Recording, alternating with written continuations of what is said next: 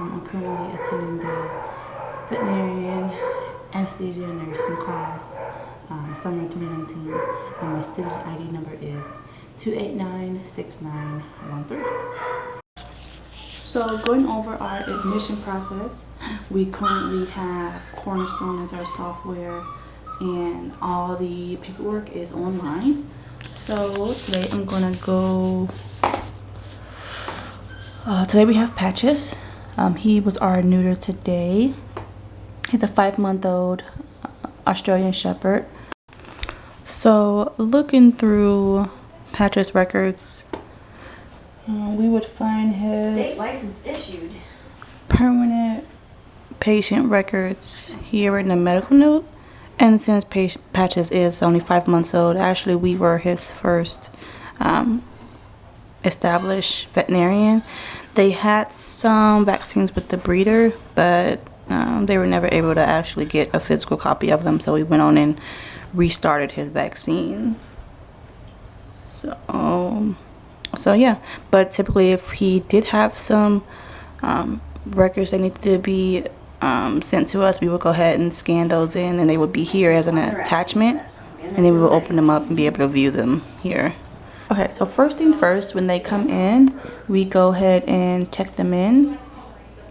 They've already had that first patient exam, their client-patient relationship, so we go ahead and check them in. But since today, actually they're already checked in, so technically I would go here, and then it will prompt me to, list what he's going to be here for, if he's going to need any vaccines, and it will also, once I clicked okay, it will also prompt me to fill out the anesthetic and release consent form.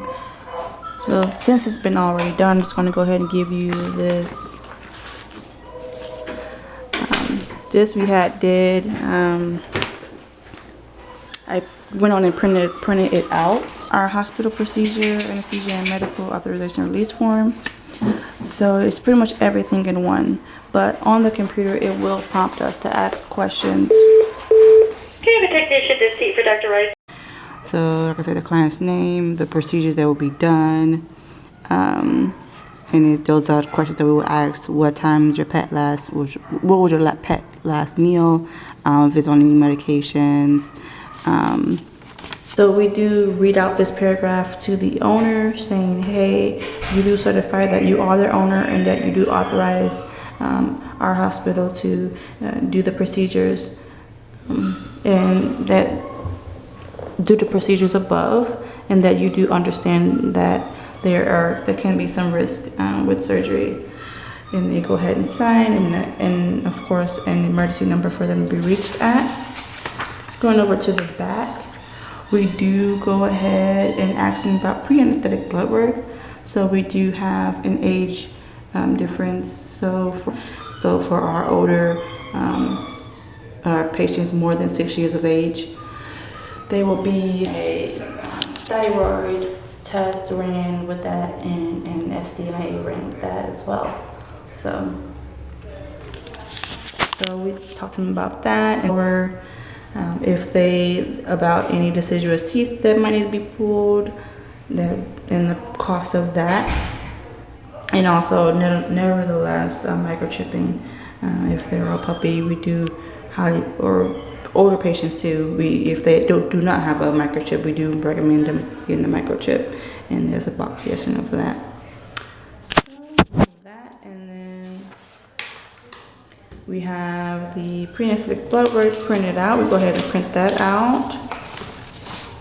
And then this is the check-in report form for them. And then we have everything. And they have a bag that has the label on it along with their take-home medications that they will have, which we typically have Dermax to send home as the NSAID. And yes. Okay, this is Shaggy. We'll be doing a neuter today just to make sure that we have the correct patient information. We have cage cards to have the patient name, breed, how old it is, the client's name, and the procedure that we'll be doing today. And also we have it on the doctor's board. that Shaggy and the procedure we'll be doing today.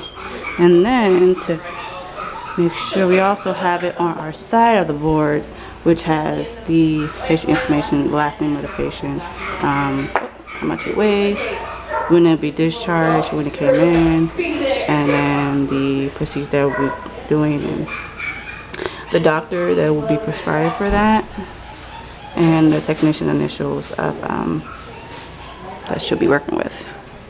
Yeah, and that's how we ensure that the proper patient is receiving the right procedures. For our blood work, we typically do everything online for our laboratory form, so we don't typically have a laboratory form. So say for instance for Muffin, she was our spay today. We're going to go ahead and go to her clipboard. We will just go to her PVL and if I want to run a PAP 1 or PAP 2, because she's only 11 months old, we typically want a PAP 1. So I'll type in PAP 1. And then everything's run through IDEX. So, but we have our laboratory machines in-house. So it asks you the doctor and is drawn by who, the source that it's been drawn, the blood been drawn from. So you fill it out, but this is a trial. So, and it's asking me if I want to print off any labels. I don't want to print out any labels because everything's in house. So that's there. And then when I go over to Muffin's, over here to our lab station, that's been sent over. So I'll go ahead and run that, and then these are our CPC machine and our chemistry machine, and then the paperwork will print there. So if I wanted to view anything from her lab work, I can just go ahead and view, and I can be able to see the CBC there and the catalyst there. So this is our anesthesia log. It has a list of patient's name, the client name, the procedure that needs to be done, the date of the patient, the doctor, and we have the anesthetic drugs, the dose, and the route, and also what time that they were given. And then we have our monitor for heart rate, temperatures, respirations, mucous membranes, the RT, blood pressure, SpO2 and tidal CO2, and of course ISO and oxygen, and what type of support, thermal support that we were using. And we also list the recovery time, the temperature, the heart rate, the respiration rate, mucous membranes, thermal, if there's thermal support needed, is a patient alert, is a patient sternal, is a patient ambulatory, and the initials of the technician that's involved with that. Okay, and if there were any emergency drugs needed during that time, we'll go ahead and fill that out. Okay, and that's a view of our anesthesia log. For our discharge instructions, we have them online. They do have the printed version of that connected to the client's invoice. So we'll go ahead and read this with them online. So it's, today your pet may feel tired for the next 24 hours. This is a result more of the anesthetic than the surgery. If the depression continues or becomes severe, please let us know. And then we tell them about the incision area that was closed with surgical glue, which we typically do. We do absorbable sutures. If this material will become destroyed or any discoloration, please give us a call. But we do let them know that the glue contains a purple dye, which can be seen on white or light colored fur, and that it will wear off with time. We do let them know that your pet should be kept quiet for at least 3 to 5 days, and to discourage jumping and running during this time. We're talking about bathing. Please do not bathe for the next 7 days. And since the patients are here overnight after surgery, then they can go ahead and eat whatever they want for, once they are returned home to their owners. You don't have to limit food. And then we let them know to check their incisions daily, watch for any swelling or discharge or drainage. If they do, please give us a call. And most importantly, if they have any questions, then please give us a call. Also, we typically send home Duramax for our NSAID, and meloxicam. Mostly we do that orally if we have a smaller patient, for smaller patients.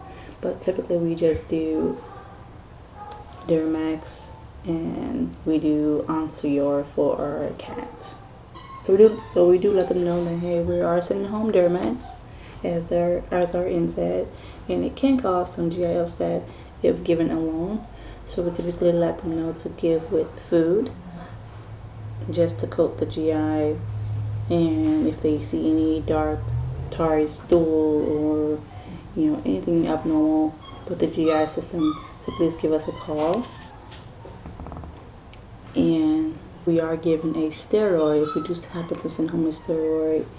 That don't give them together. We typically give them at separate times or different days, so they won't cause any ulcers in the stomach or any diarrhea or etc. or vomiting. Possible complications that could arise from the incision side. Typically, if a patient is scratchy, licking, excessive licking, the surgery site can become red and start to bleed.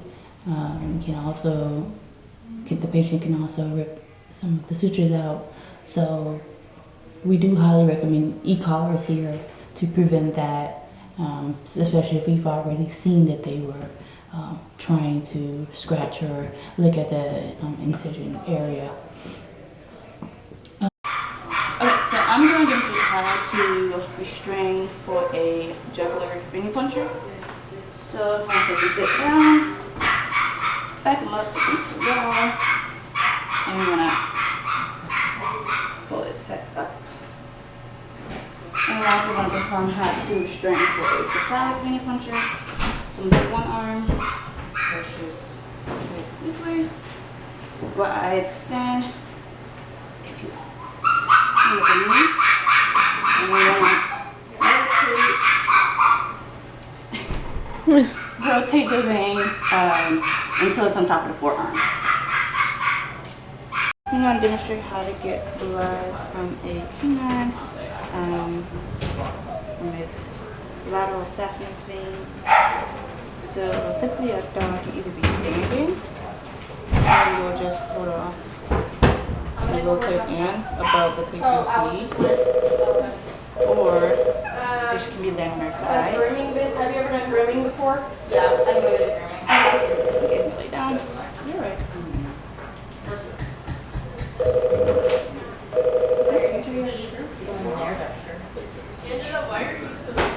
And then you'll extend at the knee, and then rotate in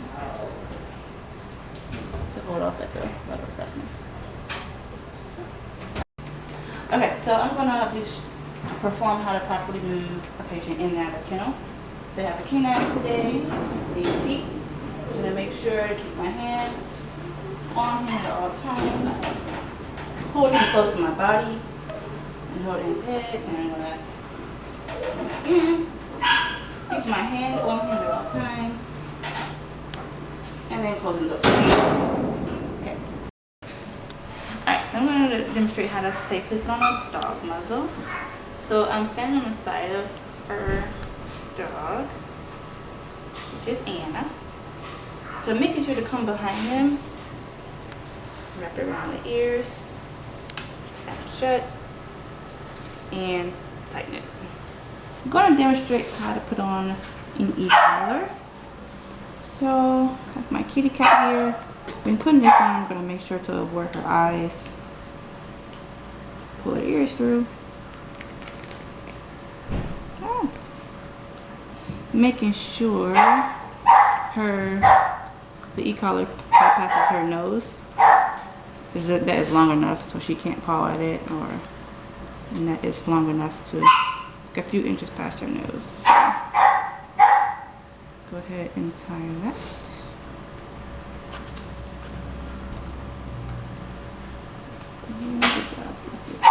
And then to make sure I can fit 2 fingers in between the collar, make sure it's not too tight.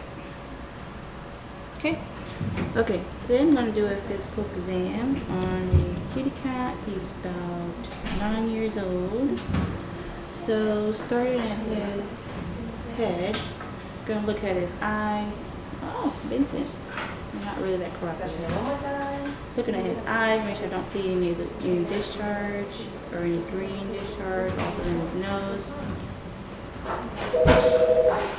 Checking out his mouth, his gums. Okay. Checking the color, making sure it's nice and pink and it's moist, which it is. And then his capillary refill time. Vincent. Which is less than 2. Also look at his skin, his body condition, which I'll give him about a 4. I do feel some, well, I'll say 4.5. I don't really see his spine, but I do kind of see some little bony pubescence in his hips. So he is slightly underweight. Skin looks pretty good. I'm going to go ahead and listen to his heart and lungs. So I'm going to go ahead and also feel his femoral pulse, making sure his heart rate and his pulse are same. I'm looking at the clock right here. I have a seconds behind me. Counting for 15 seconds and then I'm times that by 4 for a minute. Oh yeah, okay. It's like, I think it's from whenever I put the thing in the frame. Vincent is holding at about 180. His heart rate. Normal. And I'll also look at his respirations and listen to his lungs simultaneously.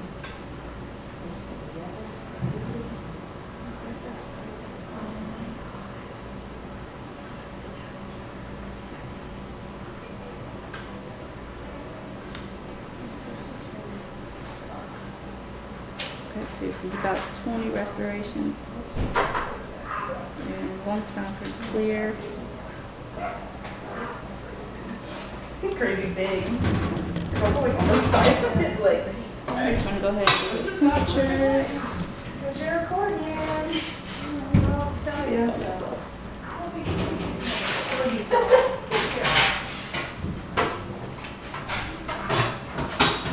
So the normal temperature is from 100 to 102. No, Vincent. You've been a good kitty. And the temperature's at 100.8, so that's normal.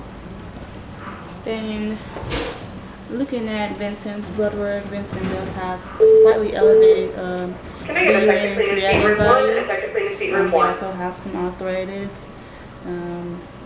But looking at that, I'll probably give him mildly dehydrated. So he probably get an ASA of 2. That took long enough. I'm gonna do an exam on physical exam on Wrigley here. So looking at his eyes, looks pretty clear. Looking at his teeth, moderate tartar. Then his gums are nice and pink and moist. Also his capillary refill time, which is less than 2. Looking at his ears, there's no discharge or any smell. Turn you around. Looking at his skin coat, which is nice and shiny. It's no dull or dryness. Then his hydration level. I'm gonna wait. Stay. listen to his heart. On his left side. Right.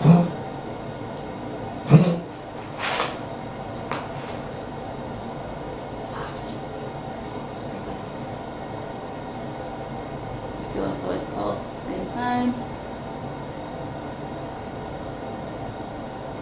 Count for 15 seconds.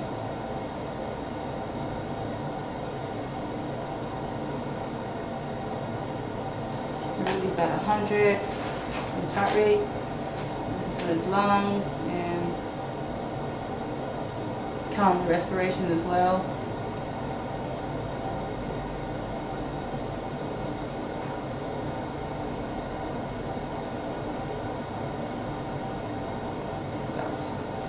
It's about 16 respirations, and then heart and lungs sound clear. And I'm gonna go ahead and take his temperature. All right, good boy, good boy, good boy, Wrigley. Good boy. It's at 100.2. Temperature is normal. So, also his body condition score, which is pretty good. You know, nice, pretty tuck at his waistline, and no ribs showing, or can't really, actually can't feel him at all. So human body condition score about 5, and then his ASA is about 1. He's off the blood work, liver and kidneys, everything looks great. Pretty happy, healthy pup. I'm going to get some blood from the canine cephalic vein. I just wipe my area with alcohol. I'm going to see some vein. Pressure goes up.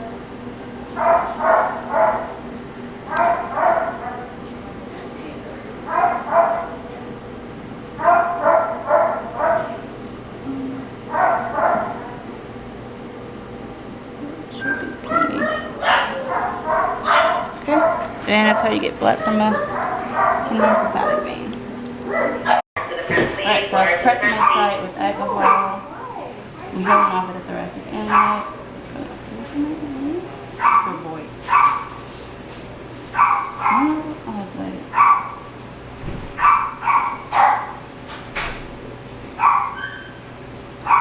I'm gonna have my helper hold off. Here for, yeah, I'm going to demonstrate how to get blood from the lateral saphenous vein.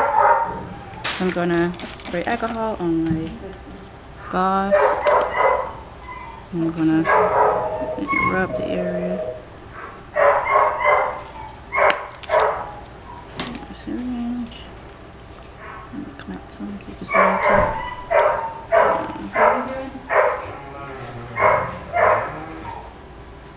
What are you seeing in that ear?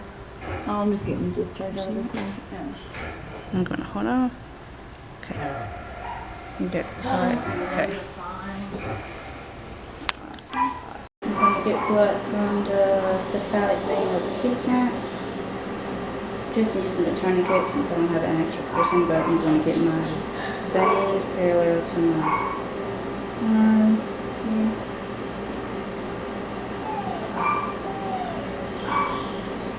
Just putting a tourniquet above the elbow.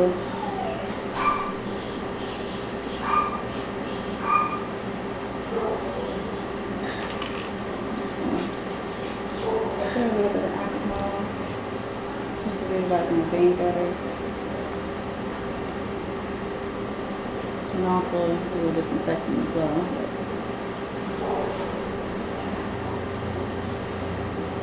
Keep it beveled up.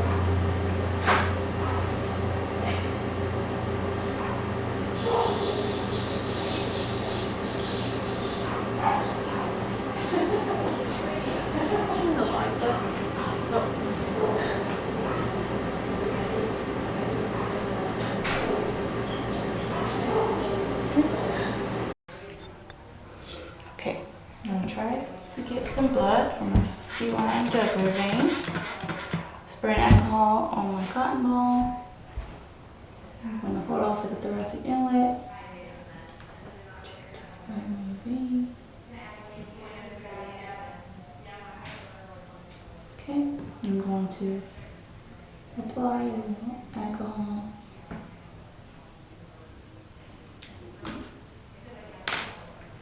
My syringe, bevel up.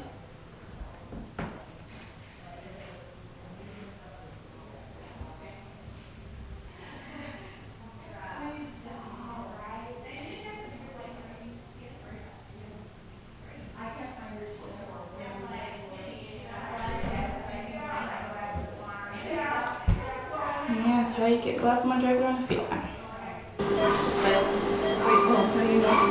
Oh yeah. Okay, I'm gonna get some blood sample from medial sacchin feline.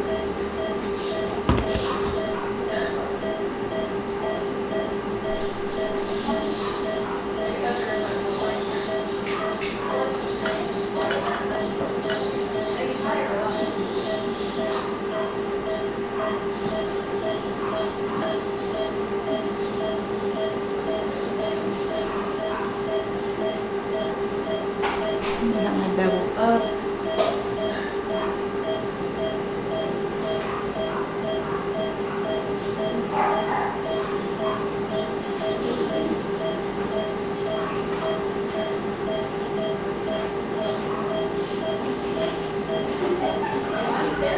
The minimum database required for doing blood work would be typically a PCV, a blood glucose, a BUN, ALT, and total solids. Typically for our hospital, we do a CBC and chemistry. So this is for a 5-month-old. So we look at the red blood cells, the width and the distribution, the platelets, the size of the platelets, the red and white blood cells, the white blood cells as well, and hematocrit, which is up there, which is similar to the PCV. And then for our chemistry, we do a glucose, SDMA, creatinine, BUN creatinine. Total proteins, we do albumin, globulins, and sodium and potassium. And that's typically for a PAP1 pre-anesthetic blood work for PAP1. And then for PAP2, it would be similar blood work, but it would just include a T4 thyroid, which is a T4, and yeah, just a thyroid and a urine check. So if our doctor does a physical exam on a geriatric, injured or ill patient, and we do blood work on those patients and see an elevation in liver or liver kidneys or the protein, starting off with the kidneys, she would do a urinalysis and just test, and also a urinalysis and a total protein. For an elevation in the liver values, we would go ahead and do a ultrasound of the liver, radiographs. We'll also do a ACTH stem test because it could be something with the gallbladder. Our anesthetic and pre-anesthetic protocol involves first a NSAID, which we give 30 minutes prior to the surgery, so that NSAID can consist of either Duramax, meloxicam, or Ontior. Our pre-medication involves a tranquilizer and an opioid, which we typically use midazolam and butorphanol. And then we go ahead and induce our surgeries, we go ahead and induce the patient with propofol. Once the patient is intubated, then we go ahead and maintain the patient on isoflurane. Once the surgery is over, then we go ahead and laser the surgery site just to help with inflammation and pain as well. And then we go ahead and send home the patient with an NSAID, 3 days worth of the NSAID of the doctor's choice. Going to log drugs in our book. We'll show how that's done today. So typically our doctors write on the paperwork the drugs that they use. So this is butorphanol and midazolam. So I'm going to go ahead and go through that part of the book. And butorphanol and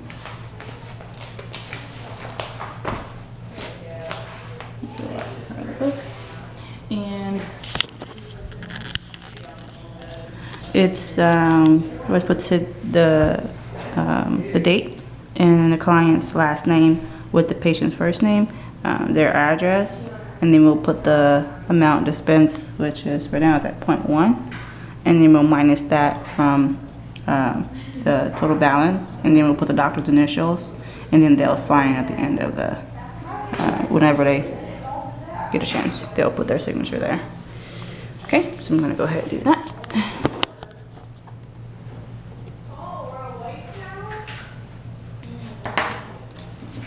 So today is the 24th. So I'll put that she administered it, and today's date, client's last name, the patient's name, and their address, the client's address.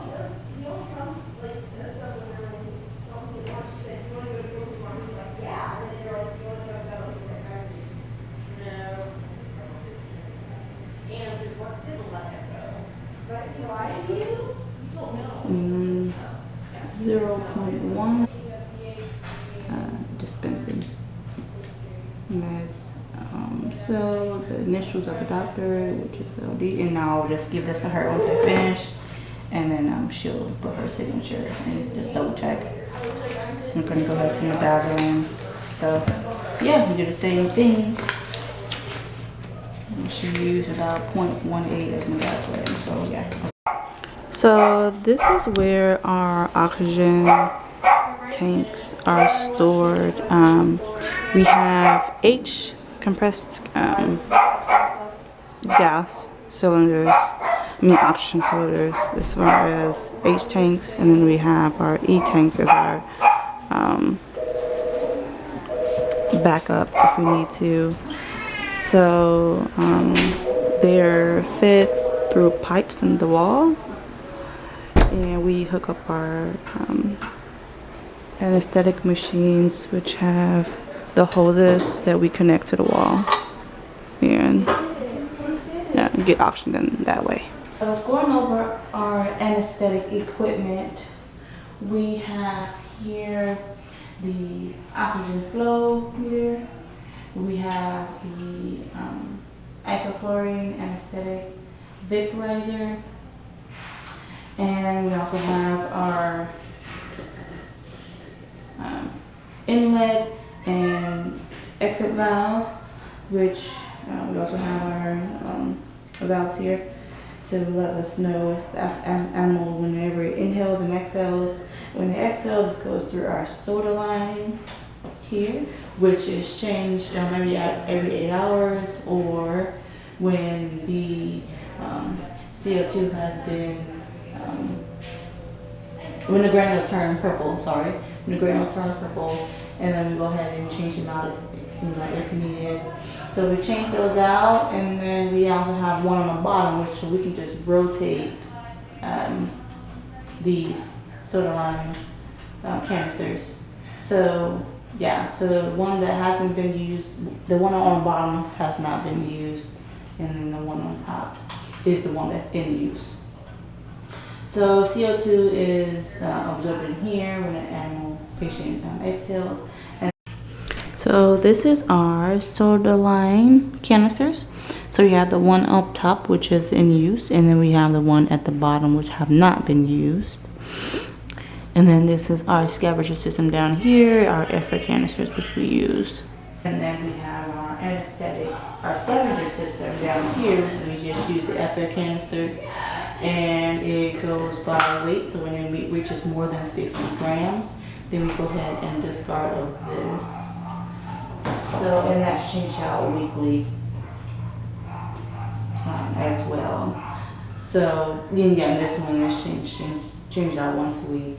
So we have that. And then we have our E-tanks, which are over here. These are used, we turn these on if we happen to have a depletion of our H tanks. We go ahead and transfer over to these little ones in emergency cases, emergency situations. So we have those ones attached. Okay. And aesthetic masks. So we have large ones, medium, small ones. Mostly we use these for our very, very small patients. And then we have our exotics, which we use these syringe cases. Use syringe cases. We just put in a soaked cotton ball of isoflurane, and this pretty much acts as a chamber, anesthetic chamber. So we have different sizes of those. And then we have our anesthetic induction chamber. So we just have a bin which has been cut a hole in. So this is where our tube fits through here perfectly, and yeah, this top is removed where they're inserted. Okay, and then our hospital, we do not have an esophageal stethoscope, which typically we will have, because we'll have our ET tube, a patient will be intubated, so we'll be able to advance the esophageal stethoscope on the left side of the trachea, insert it down to go into the esophagus, and we'll be able to amplify the heartbeat of the patient. So this one we have a Welch Allen electric stethoscope. So this one is pretty neat. So we're able to, actually it powers on, and so it powers on, and then we're able to amplify the heartbeat this way. So, and we can also connect a heart device auxiliary here, and we can actually able to connect it to a computer or our the patient's cell phone. We also have tablets in the room, so we're able we also use it for the abdomen as well. So we use it for the abdomen, we use it for the heart, to amplify the heart sound. If we hear a patient that has a heart murmur, we will go ahead and let them use this stethoscope and let the owner hear it that way. Okay. So today we're going to perform a leak check. So I'm going to start by occluding my rebreather tube, and I have my reservoir bag already attached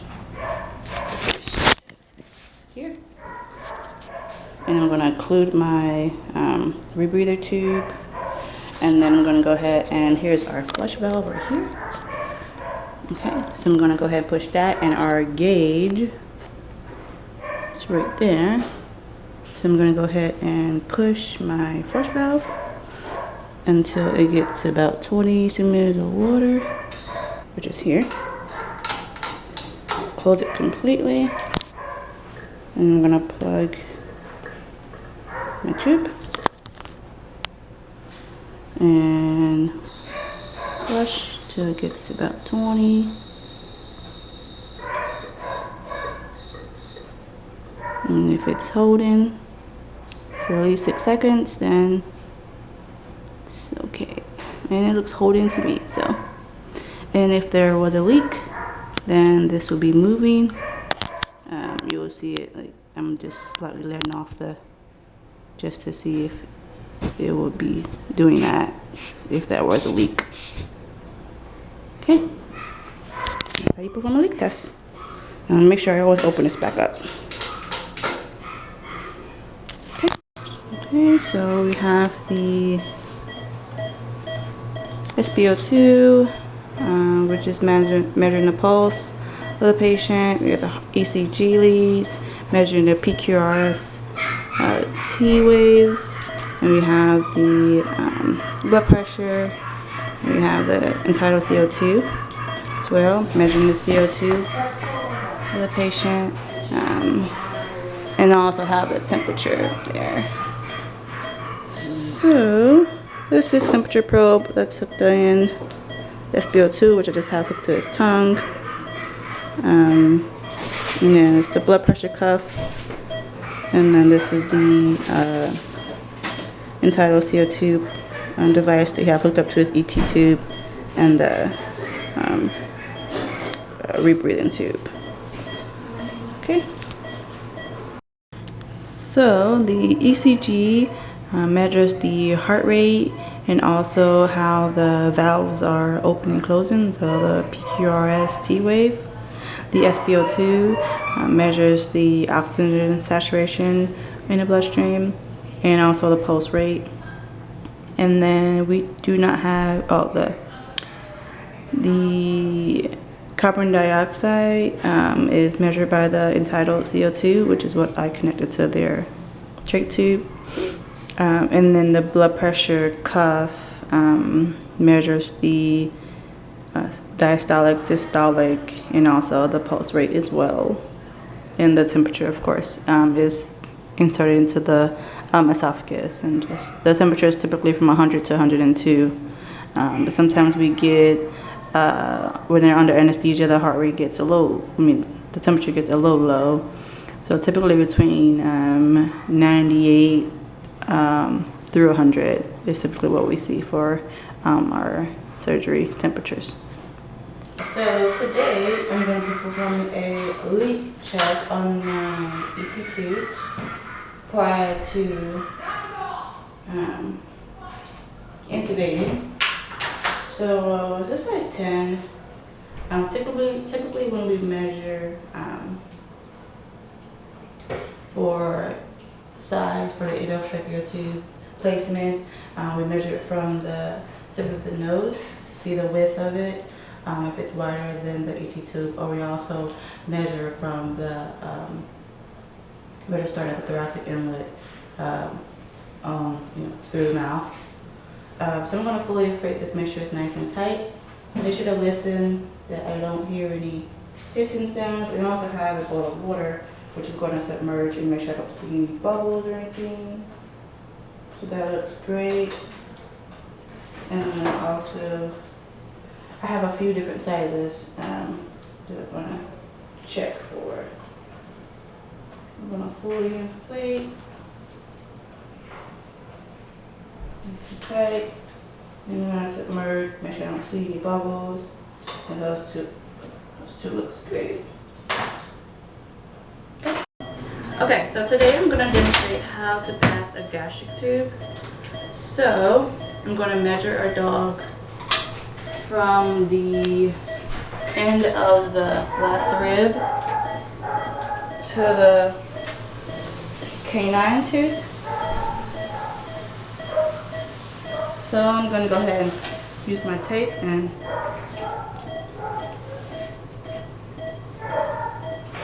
tape that where it ends. Then I'm going to go ahead and put a little lube.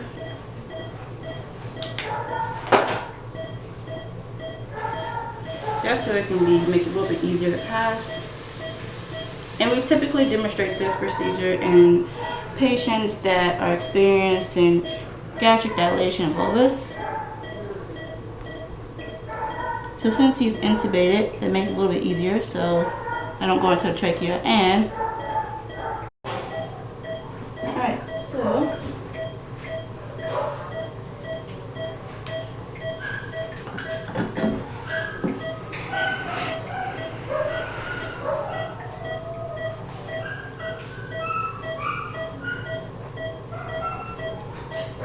I'm gonna slowly advance the tube.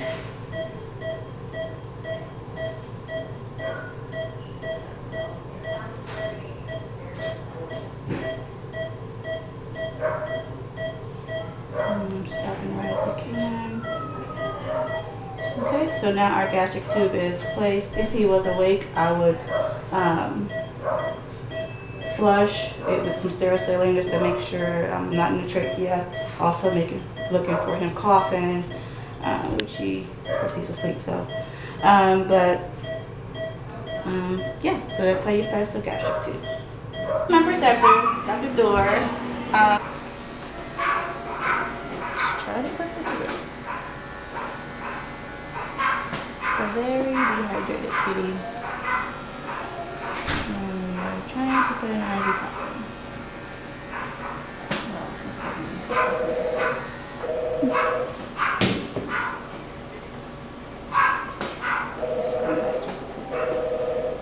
Just push the cover back. It's okay, kitty.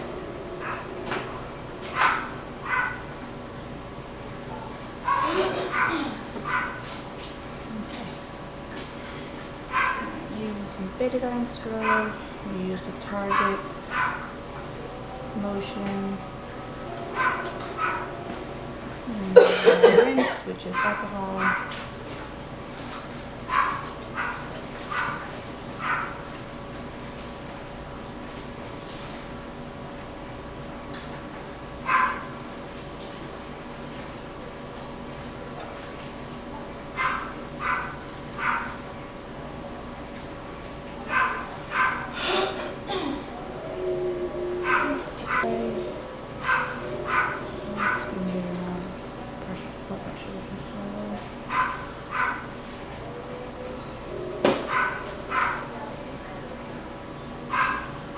Break the seal, level up.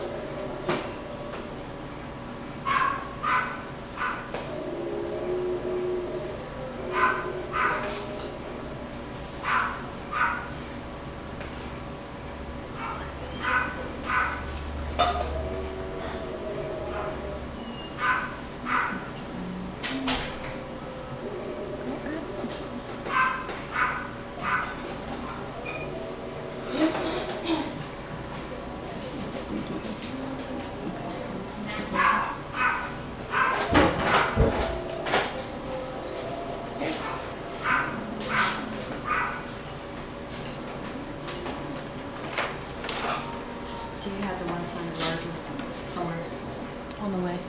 on the way, so we don't have any? Do you know when they might arrive? I don't, because it's a BI product, so sometimes that takes like 3 days. But can we, like, I'm bad about those. So if somebody takes the flipping last one, like, write it down. But I don't want to just That's why I told you about remind the, people. the Yeah. thing, yeah. Okay, I'll let her know that they're not here right now. She wants 2 bags. Okay. So, okay. You have the camera. Where is it? Right here. I was gonna say, Hold it. if Wait, to what? What do you want me to do? It's 9:55. You're recording. Yeah. Wait, what do you want me to do? Can you just hold it for 2 seconds? Hold just it? to show my cat. Is it on the catheter? Okay. So we're good.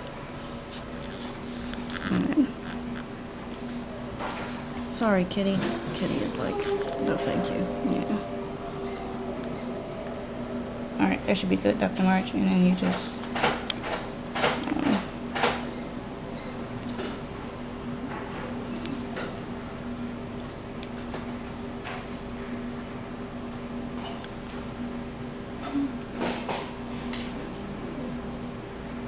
I'm going to flush to make sure my catheter is patent.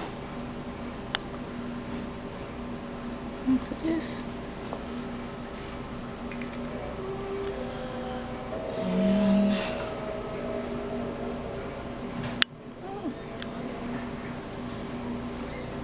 oh gosh.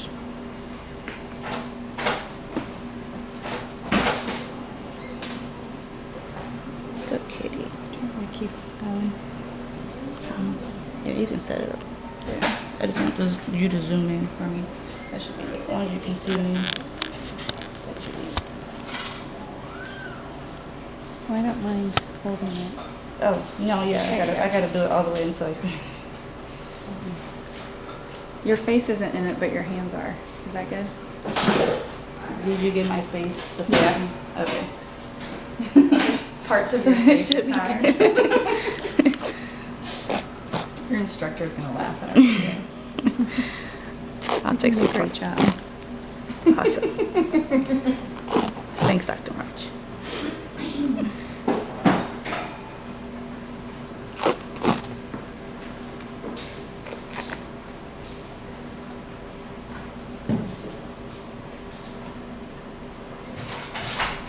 Wow, it's a tiny piece of tape. All right, and that's how you put in a cephalic catheter in the cat. All right, so I'm gonna put in a lateral saphenous catheter in canine. Get my tourniquet.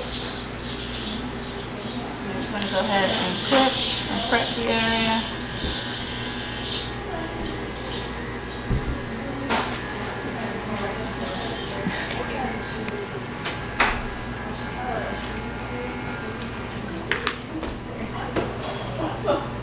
I'm gonna go ahead and use betadine as my scrub and alcohol as my rinse. I'm gonna go in a target motion.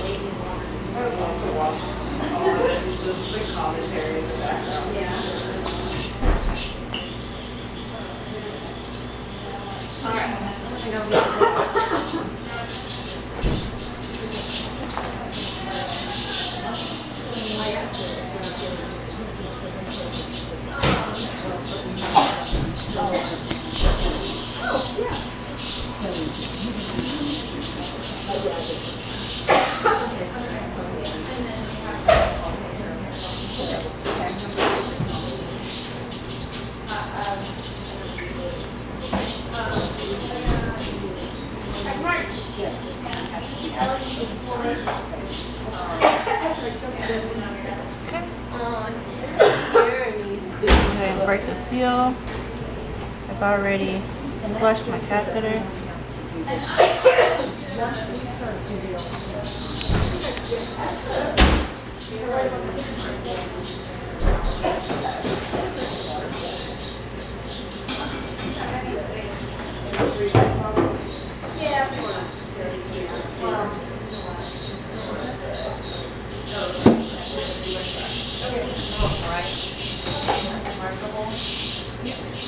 This is in general, I'm just asking. Yeah. So it means that there's nothing to say, so it is.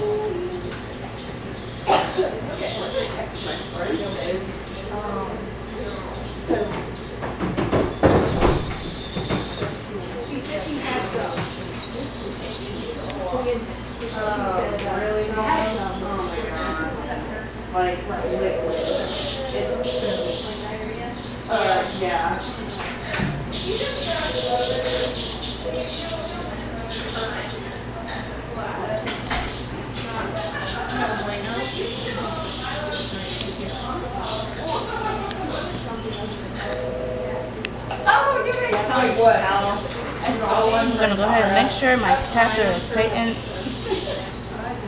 By pulling back, flush.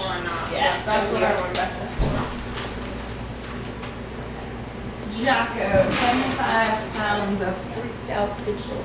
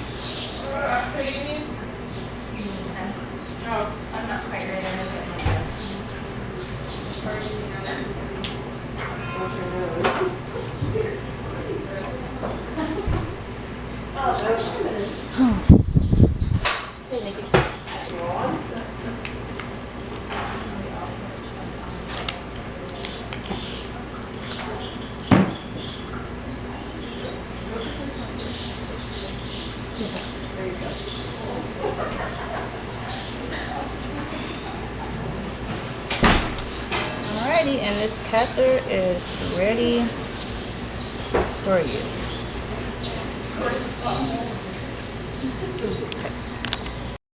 Alright, I'm gonna give some convenient, sub-Q. I'm gonna make a tent out of the skin. That sounds like fun. Inject and pull back, make sure I'm not in the vessel. And inject.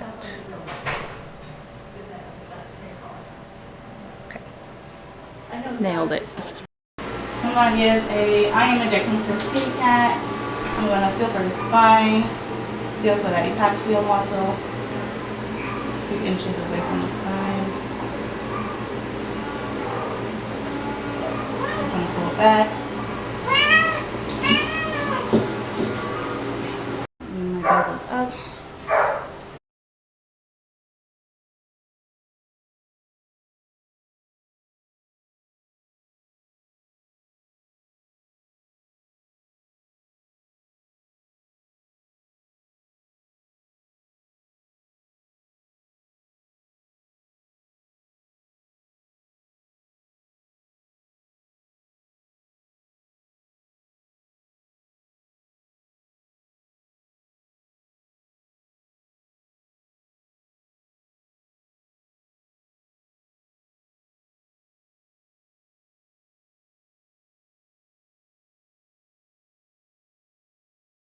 This is our dental candidate today. He's going to have possible extractions. So we're going to go ahead and give some NSAIDs. His blood work looked great. We did his blood work. So we're going to go ahead and give.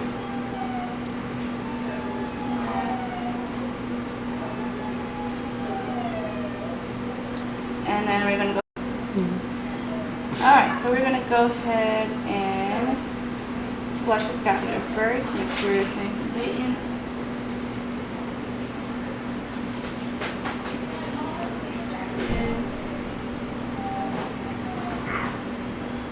We're gonna go ahead and give this treatment, which is an opioid for some pain neck, which is buprenorphine.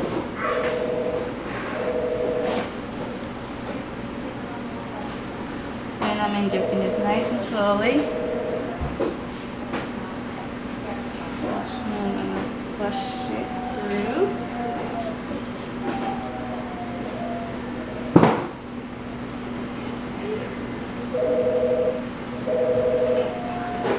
And I'm going to go ahead and give his induction. Starting off with midazolam.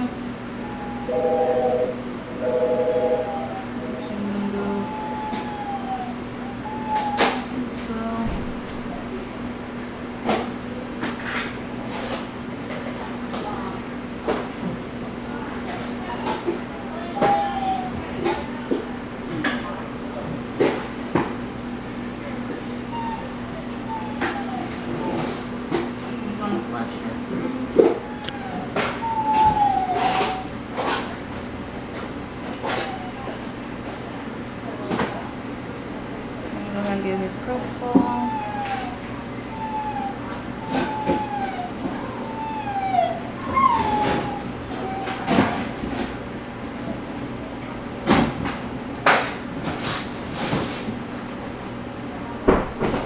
Going nice and steady.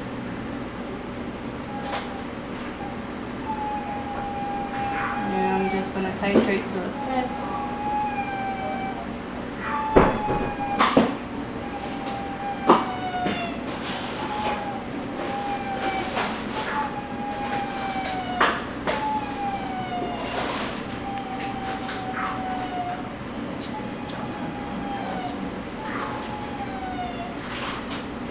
Got lots of jaw tone.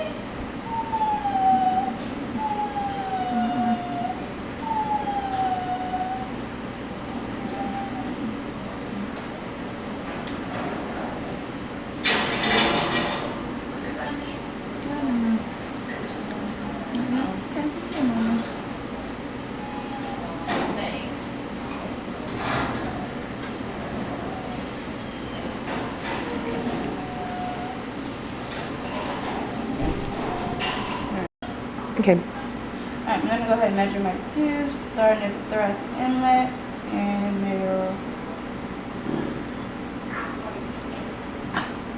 And also measure the tip of the nose. Make sure it's not too big.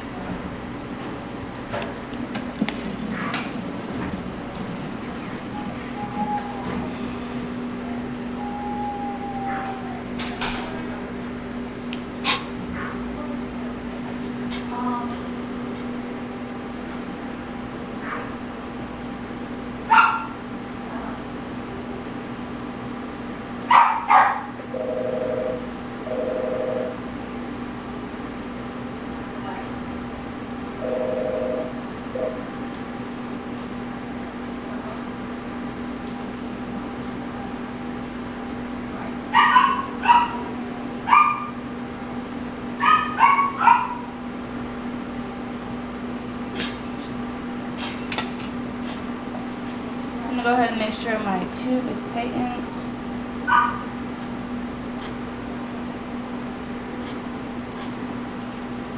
Do you want to turn that off?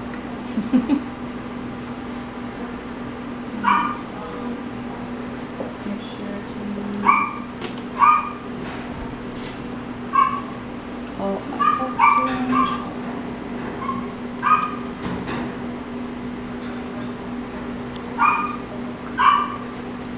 I'm gonna go ahead and turn off the pop valve, making sure it's in. Seeing the chest rise, open it back up, and also listening. Make sure I don't hear any leaks, which I don't. Okay. Cuff, make sure not to overfeel it. And I'm feeling just to make sure it's not overinflated. Go ahead and apply eye loop. Just about a 1/2 inch strip.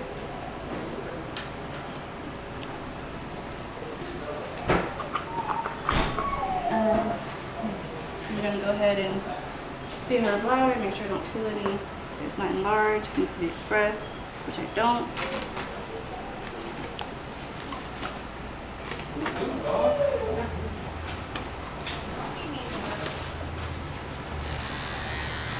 I'm gonna go ahead and clip, going 2 inches above the umbilicus.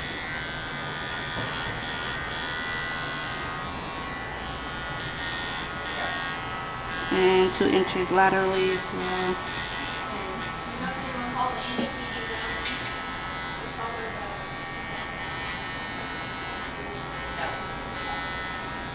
And I am gonna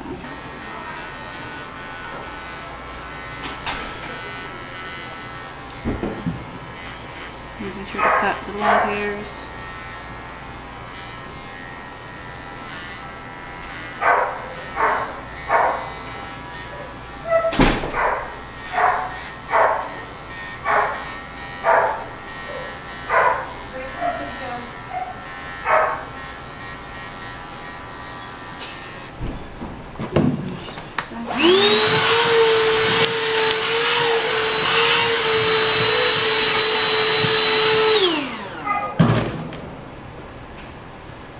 Okay, so I've already prepared my surgical scrub. We're using iodine scrub and alcohol as my rinse.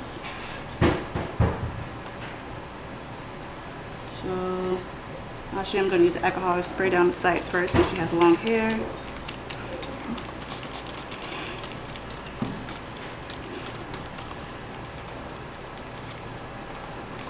And then I'm going to go ahead with my iodine, going in a target motion, starting from the center and working my way outwards.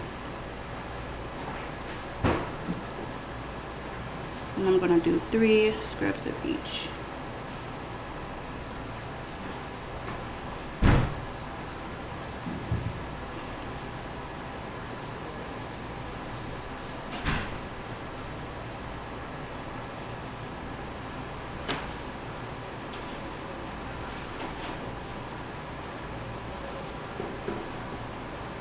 Making sure not to overlap our incision area. And then I'm going to paint our incision with some betadine. and then transfer our patient to surgery.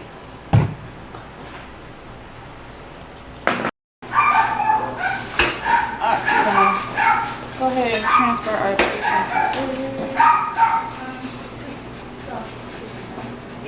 without contaminating my surgery site.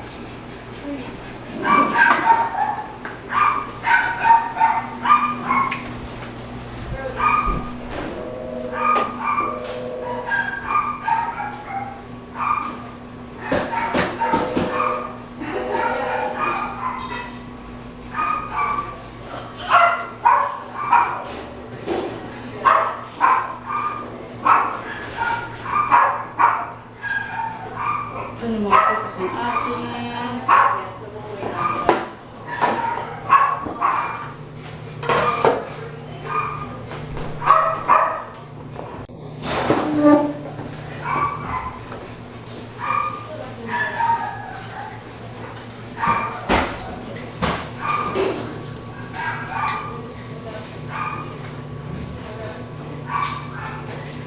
Gonna hook up my ECG leads.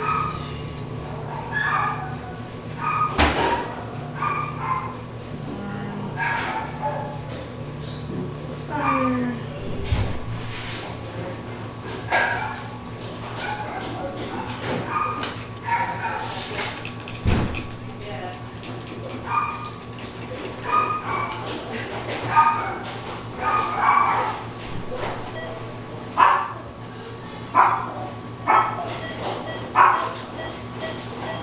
Put my capnography.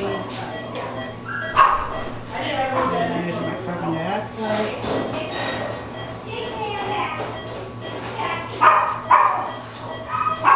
Check out my SpO2.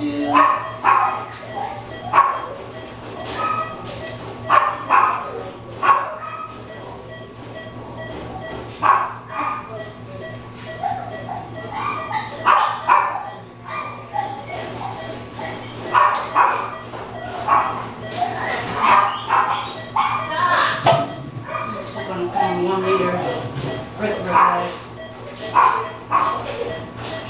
Breathing well, constant, and my temperature probe.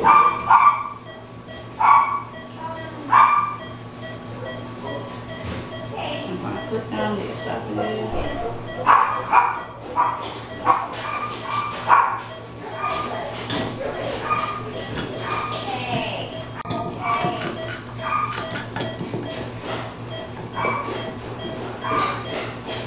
Okay.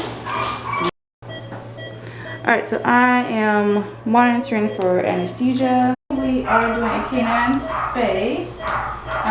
Currently I'm monitoring our patient, measuring the heart rate, we got ECG going, SpO2, which is attached to her tongue, the blood pressure cuff I have it on her left forearm, and then our entitled CO2, which is measuring our carbon dioxide, and our temperature probe, which just fell out, which I have in her esophagus. And I'm taking the readings every 5 minutes, and I'm also manually listening to her heart as well. I also am looking at her gum color and making sure it's nice and pink, and looking at her capillary refill time, making sure it's less than 2. So today I'm going to demonstrate how to give CPR on a canine or a cat. Similar concept. So I have my ambu bag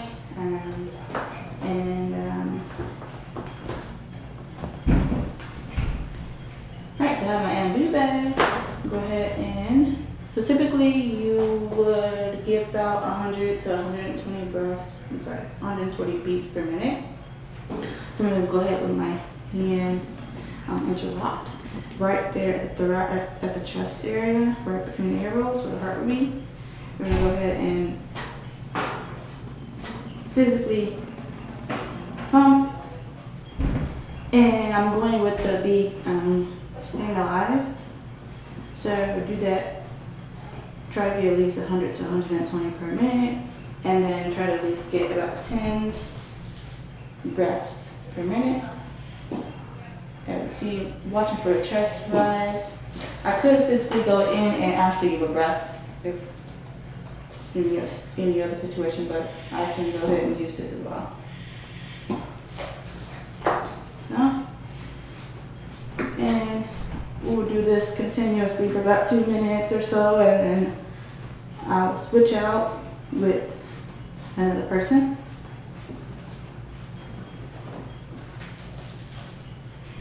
Watching for the chest nicely rise.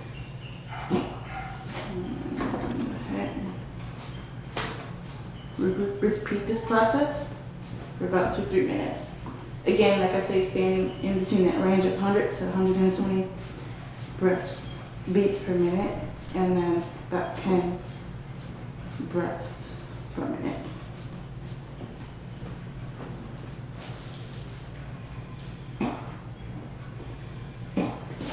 Guard hand antiseptic, and then which has the antibacterial properties and the antiseptic properties, of course. Okay, so today I'm going to demonstrate how to do a surgical scrub. So, starting with my chlorhexidine scrub, I'm going to go ahead and wash my hands with this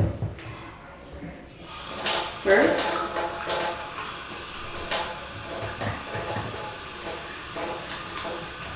So scrubbing my nails, getting my nails, and working my way up to around my wrist.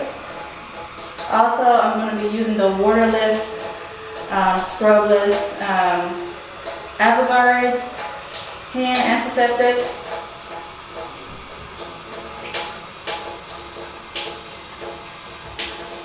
So just washing my hands and my arms first.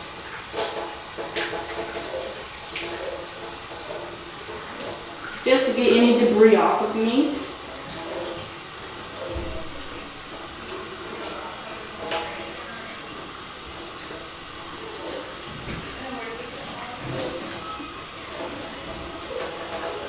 I'm going to get a paper towel and just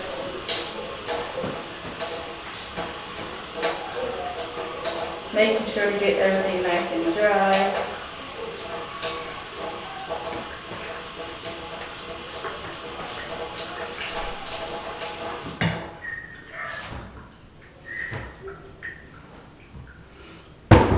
Okay, so I'm gonna do the three-step clean, the 3-scrub with the AVMA. So first I'm going to start with, I already pumped about 2 mils of the solution in my hand. So I'm going to go ahead and first start with my nails, get it in there, and I'm going to work it around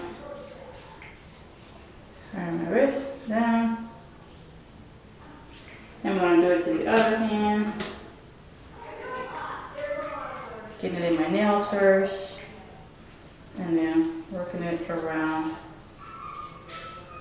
down to my arms, right above my elbow. Then I'm going to do one more. I'm just going to go ahead and do my hands.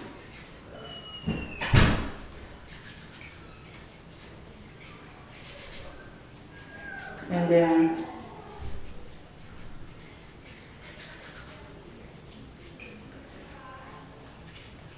waiting until my hands are dry to put on my gloves. Okay, so I'm gonna go ahead. I already scrubbed my hands and I've all gowned up, mask and everything on, which I did prior to scrubbing my hands, etc. So I'm gonna go ahead and put my gown back. No, it's good. Just means I can have a full pack on it. Yeah. And I don't need the towel, of course, because we have the AVMA.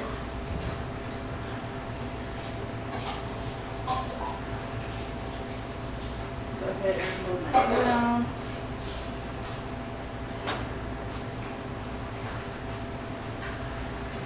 Making sure not to touch the table.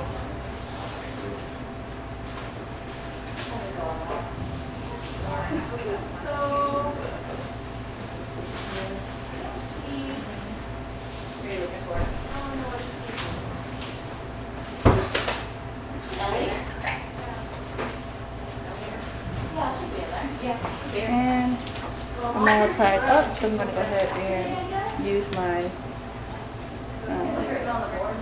sleeves to open my gloves.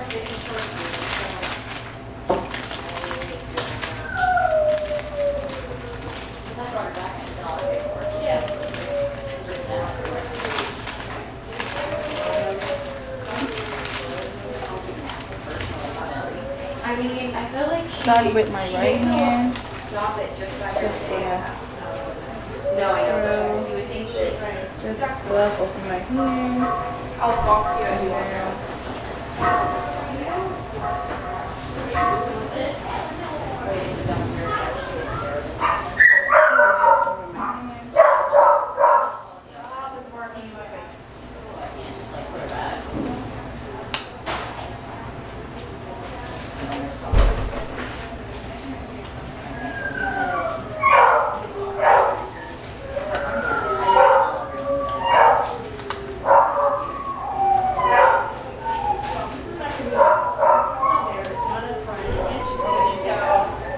They are crumples of teeth because when they are resorptive lesions, what the resorptive lesion is.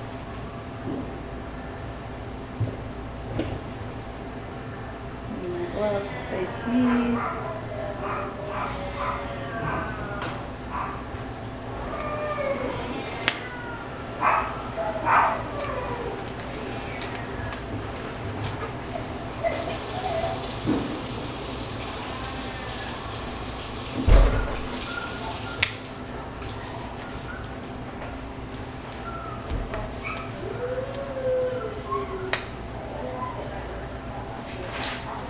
Okay, so making sure to keep my hands above my waist, and yeah, I'm ready for surgery.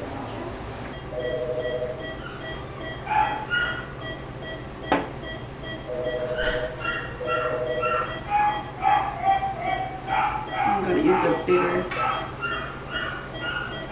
bigger drape.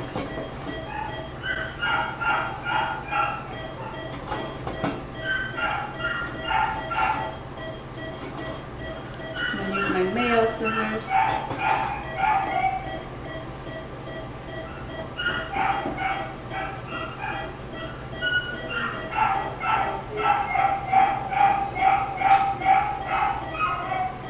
Cut where the folds are.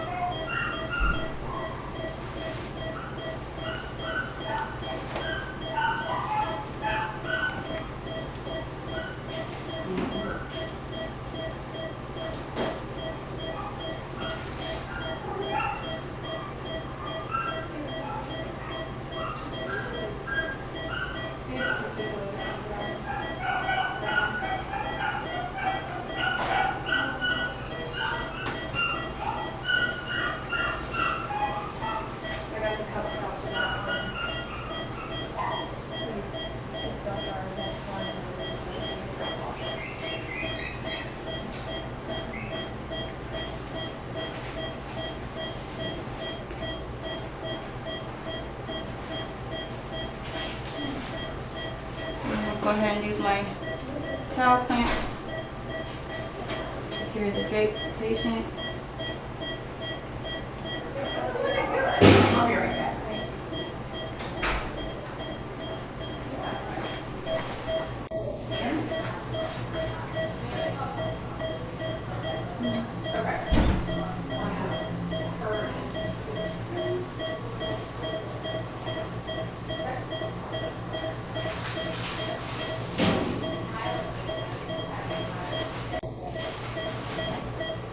Underneath. They're underneath. They're underneath there. Underneath the, no. The whole thing, yeah. There you go.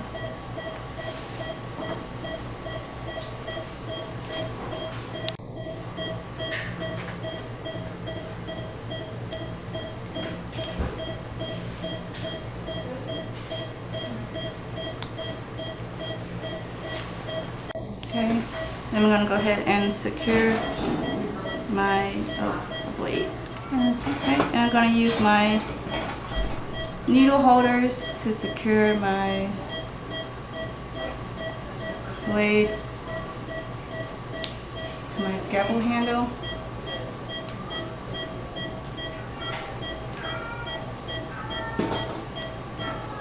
And I'm gonna go ahead and arrange my instruments.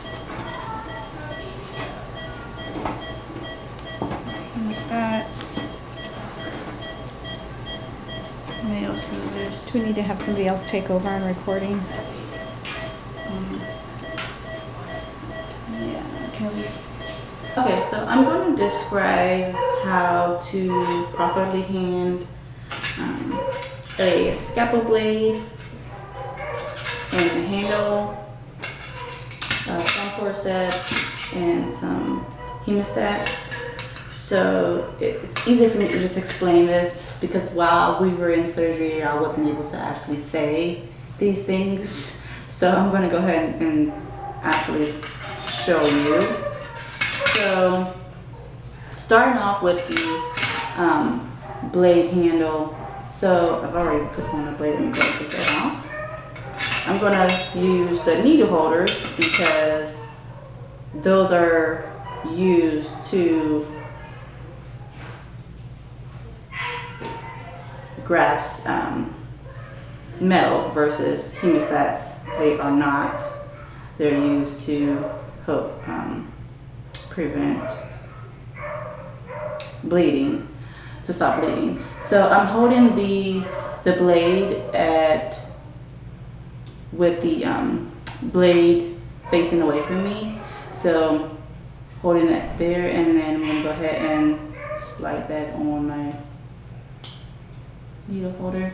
So when handing the blade handle to the doctor, I'm going to go ahead and make sure that the blade is facing away from my hand. And I'm going to go ahead and hand it to them this way. So that's that. And then for my hemostat, I'm going to hand it to the doctor with my index finger holding up the box lock and my thumb stabilizing it. And then also the rest of my fingers stabilizing the back. So I'm going to go ahead and hand this to the doctor this way with the needle facing up and the handle facing down. And my thumb forceps would be in a similar fashion, except for there's no box lock. So also I forgot to mention that the box lock, it will be locked just this once with that.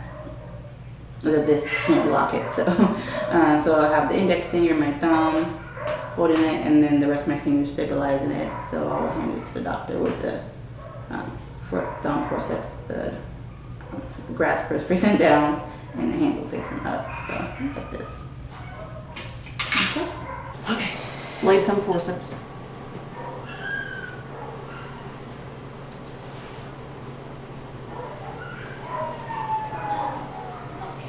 Cutting.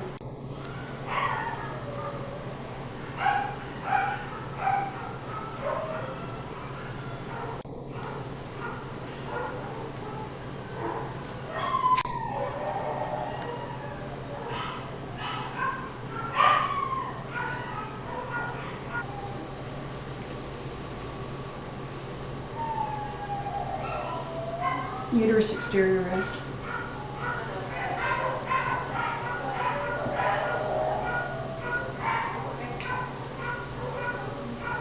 Spare. Thumb forceps blade. Extending.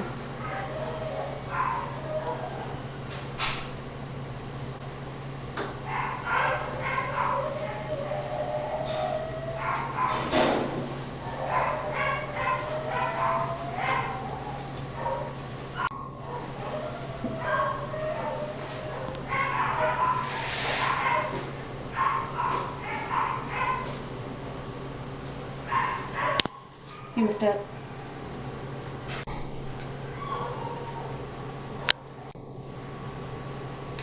Vicryl.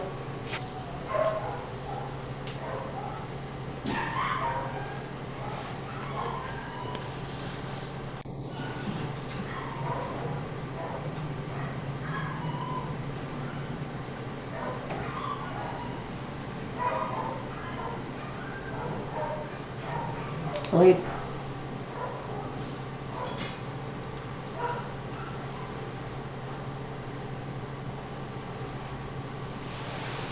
On forceps.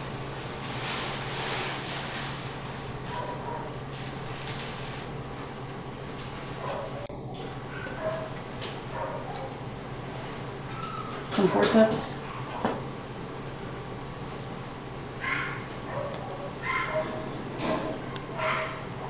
Lot.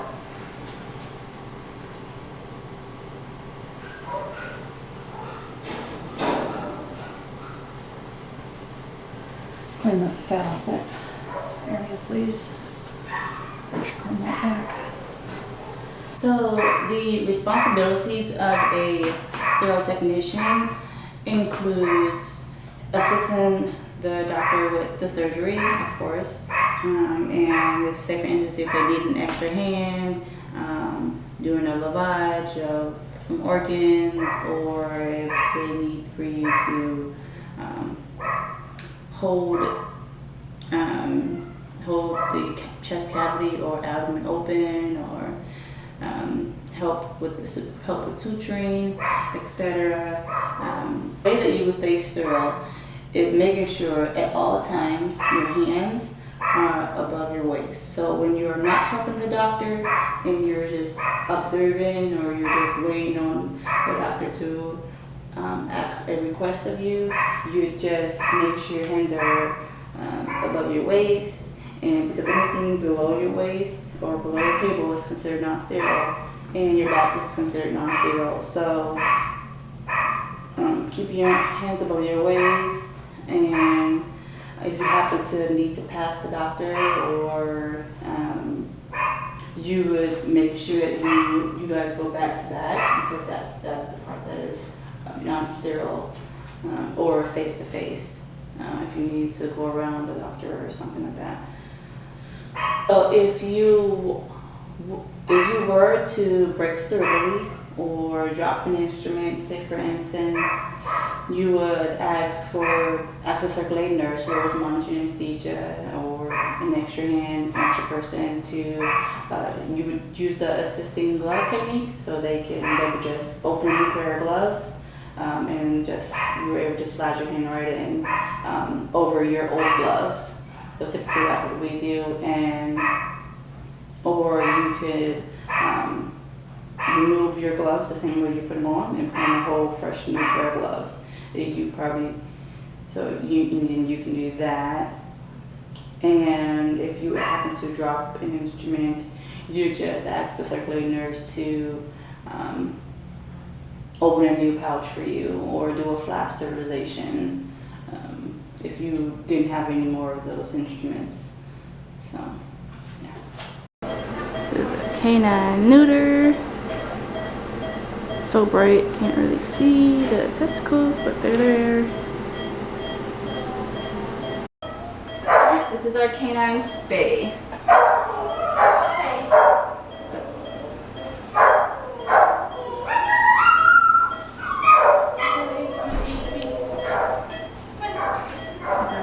We're good. So feline neuter.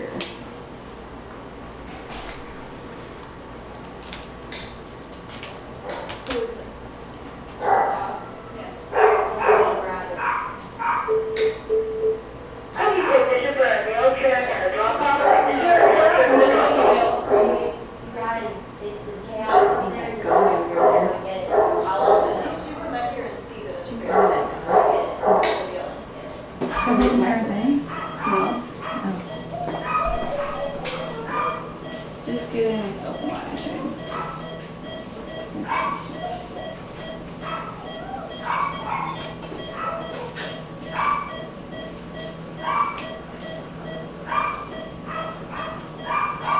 The proper way to dispose of the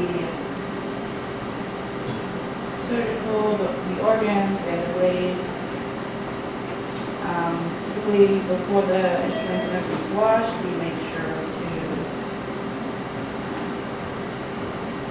clean up everything from the organs, and then we go ahead and throw everything in the trash.